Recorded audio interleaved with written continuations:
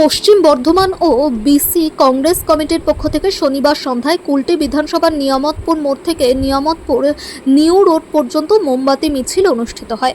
ছাত্রদের ওপর লাঠিচার্জ এবং রাহুল গান্ধীর গ্রেফতারের প্রতিবাদে এই পদযাত্রায় নেতৃত্ব ও কর্মীরা প্ল্যাকার্ড ও মোমবাতি হাতে স্লোগান দেন। উপস্থিত ছিলেন ব্লক কংগ্রেস সভাপতি সুকান্ত দাস সহ অন্যান্য নেতাকর্মীরা।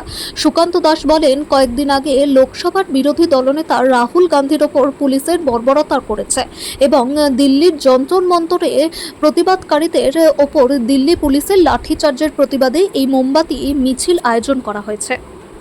আজকের কর্মসূচি হচ্ছে আমাদের জেলা ওবিসি উইংসের তরফ থেকে আমাদের ভাই ওবিসি জেলা চেয়ারম্যান রাজেশ্বর শর্মাজি ওনার নেতৃত্বে আজকে আমরা এই যে দুদিন আগে রাহুলজির ওপরে আমাদের যে লোকসভার বিরোধী দলনেতা তার উপরে পুলিশ যে বর্বরতা করেছে এবং যেভাবে যন্তর মন্তরে যে সব প্রোটেস্ট যেটা চলছিল তার উপরে যে দিল্লি পুলিশ যেভাবে অমিত শাহ পুলিশ যেভাবে লাঠিচার্জ করে এবং তাদের ওপর টর্চার করে তারই বিরুদ্ধে আজকে প্রতিবাদী মিছিল আমাদের ওবিসি মোর্চা সভাপতি জেলার রাজেশ্বর শর্মার নেতৃত্বে আমরা এখানে একটি মিছিল পদযাত্রা বার করেছি।